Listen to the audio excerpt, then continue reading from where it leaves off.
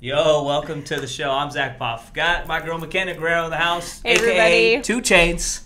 2 Chainz. And, what we're talking about today, CIF Open Division State Championship game on the line this weekend. One of the marquee games of the entire 2017 season. It's the game we've all been waiting for. I know I say this. That a lot. I do say it every time, but this is the time for Mater Dei to finish their unhandled business. Yeah, the 14-0 this year, trying to cap off the perfect season, and all they have to do is beat De La Salle for the first time. De La Salle is 4-0 all-time against the Mater Dei Monarchs. Of course, none of that matters. That was a long, long time ago. Yeah. Totally different Mater Dei team, and totally different De La Salle team. yeah, and Mater Dei this year, they've been number one from the start.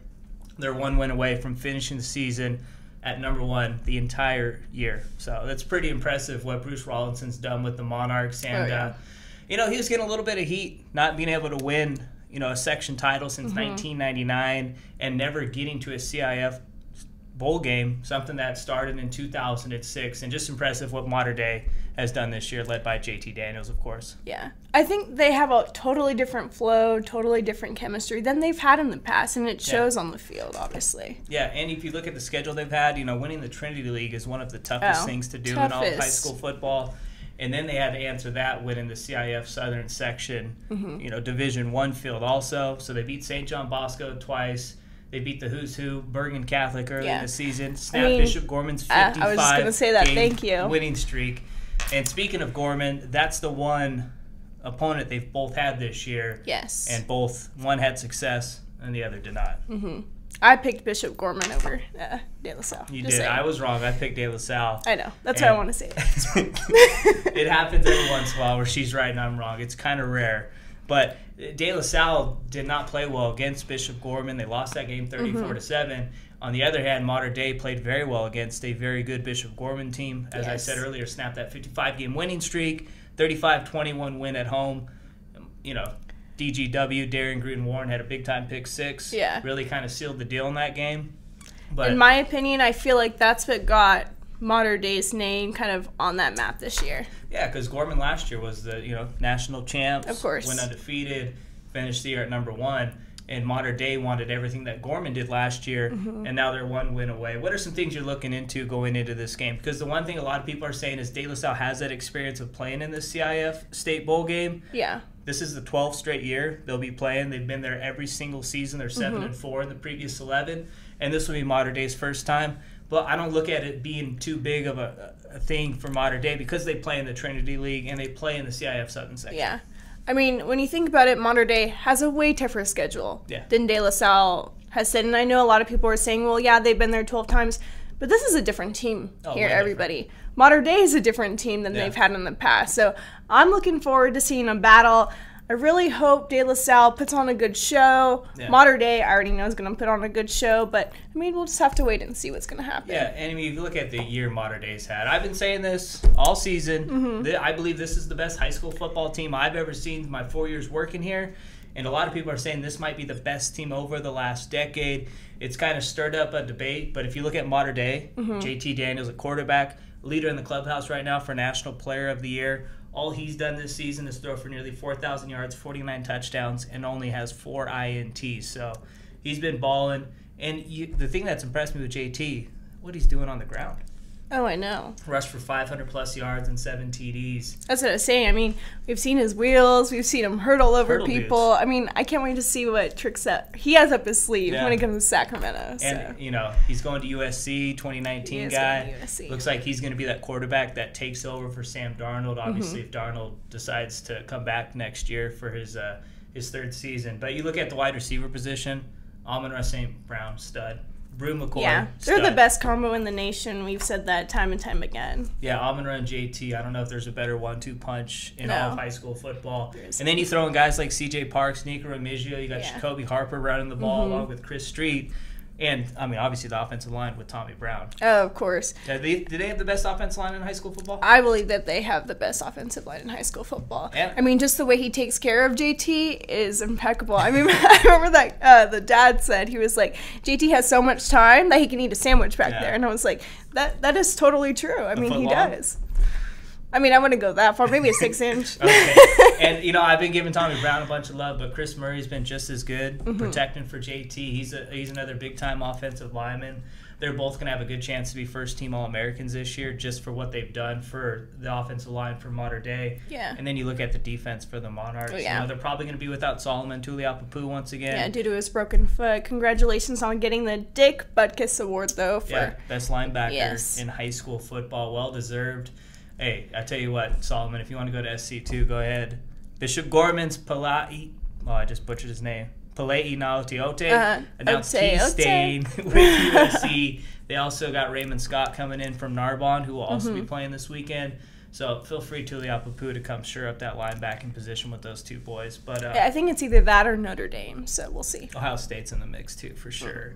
Nate Logaleo has been a stud this year. Yeah. He's got 22 tackles for loss, 16 sacks. Their defensive theme this year has been discipline and smash mouth football, and we've seen that every single game. Every game, and, you know, you look at the secondary. A lot of people thought, oh, secondary is going to be the weakness. Shark Gang. That's what they call themselves, man. They're fierce out there. They're on the hunt, and you look at it, they've just been big time this year, led by Darion Green-Warren, who's been an absolute stud. Oh, yeah. I mean, 25 total tackles, 2 interceptions. Yeah, and, you know, he's doing his thing Stephon out Robbins there. has been a stud, too. Elias Ricks, a 4-star DB in the class of 2020. I mean, there's a good chance Green-Warren and Elias have a chance to be first-team All-Americans on that sophomore team, which is pretty impressive from the same They've totally team. Stepped up. But let's look at De La Salle on the other hand. All right. They have one loss this year. That loss came to Bishop Gorman, a very good team that was in Vegas, so they were on the road for that one. They're 11-1 this year. They're number 15 in the top 25, and it all starts with their defense with Henry Toto, number 2 outside linebacker in the class of 2019. This kid's an absolute stud. You got Tooley on the D-line, another USC commit. He's a top 5 defensive tackle in this year's class. So they're going to need to win the battle at the trenches, which has been tough for anyone against Mater Dei this year if they want a chance to win. But one good thing for the Spartans is their leading rusher. Robinson has a good chance of coming back. Now he wasn't able to play during the North Coast section. Yeah. Due to his foot injury. Would you say he broke a bone in his foot? Yeah, he broke a little bone in his foot. Yeah, but he might be back. So it sounds like he's playing for sure. Yeah. And, you know, which is good for De La Salle. What they said is he can't hurt his foot anymore by playing, so he's not going to be 100% though, so that's going to hurt. Hey, you know what? De La Salle you got one more game. Just give it all you got. Yeah, and, you know, you got the sophomore in the backfield too, Shamar Garrett. He's a little banged up, but it looks like he's going to play also too. But the way to win this game if you're De La Salle, play good defense. If you can't, you know, get stops, you got to at least hold them to field goals and not touchdowns. Yeah. And you got to run the ball and keep JT out. Like we've said about everyone, you got to get to JT, you got to get to amon-ra, you got to get to Brew, you got to get to CJ. I'm just listening all these names, but you got to do that if you're going to have a chance. The thing too is De La Salle, I believe Mater Dei is going to be the same. I don't see it being a huge, you know, strength for De La Salle. They're very good though at game planning and getting ready when they have time off. So they've had 2 weeks to prepare for this game. 2 weeks to prepare for what Mater Dei does. I don't think that's going to be much of a factor, but it could factor in at some point to see how De La Salle plays against Mater Dei. I know it sounds cliche, but who really wants it more? You being cliche? Yeah. That's weird. Whatever. All right, so we're going to do a little bit of trivia. Okay. Actually, let's do our predictions first. Who do you got winning? Okay, well, I have Mater Dei. I don't think that's really a surprise here. What's the score? You're going to say that I'm copying you, but it's 62. I'm going to go with 62-30. 62-30. Yeah. All right. Now, the other reason I'm going to go 63, not because I'm just taking one over you. I told you this before, so, you know, I'm not copying you, as I would say. They don't know that, though. The reason why I think Mater Dei is going to put 63 is because Bosco put a 56 on the board last year against De La Salle. I think Mater Dei is going to want to one-up Bosco and put a 63 on the board. I don't think they're going to score as much as you had them going. I'm going to go 63-20. Mater Dei wins big. Alrighty. I think De La Salle keeps this game close in the first quarter. After that, Mater Dei starts clicking, and it's first CIF Open Division title for Bruce Rawlinson and the Mater Dei Monarchs. What is this, a bet? Yeah. All right. Now, we're going to do a little bit of trivia. Okay. So you ready? Not really. Okay, here we go. Up first, De La Salle, back in the day, had a long winning streak, longest of all time. I'll give you multiple choice. You tell me which is the correct answer. A, 151. B, 158, or C, 140? I'm going to go with A. That's 151. That is correct. So 1 for 1. Good start. I'm not high-fiving you. I want you to get them wrong. It's actually more funny that way. That's really rude. De La Salle will be in the championship game in a CIF State Bowl game for the 12th consecutive year. Gotcha. How many CIF bowl games have they won in the past? A, 9. Mm-hmm. B, 7. Or C, 6? 9. 6. What was the other one? 7? There's 7 I should have gone with that. It's my lucky number. There's 7 and 4 in the past. I think I even said that before the show, but that just shows she never listens to me. Yeah, I just hear. Now, the one team that is 2-0 against De La Salle in bowl games. Is it A, Corona Centennial, B, St. John Bosco? St. John Bosco. I don't even need a C. Yeah, thank you. That is correct. JT Daniels. Mm-hmm.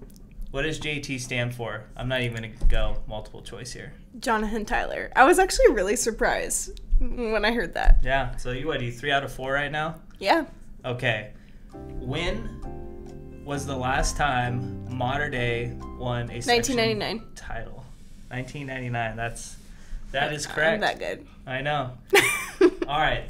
I know I brought this up, but we'll see if you listened. Okay. How many times have Mater Dei and De La Salle played in the past?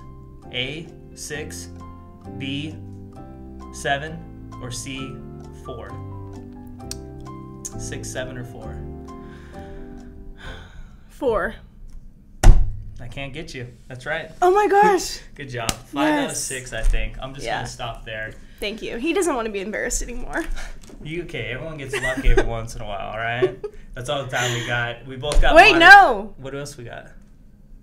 What would be your victory dance? Oh, I would just come at him with one of these real quick, and then maybe go with the little Bernie lean. That's it? That's all I got. Oh my gosh. What would you do? That's for another time. No, it's not. It's happening right now. What would your dance move be if you won? You just won a national championship. You finished the season 15-0. You won your first bowl game. What's Myckena Guerrero doing to show off? In New York, I'm really rock. my move was better. I mean, I don't even know. That's all the time we got. That's Myckena Guerrero. I'm Zack Poff. You're on MaxPreps.com.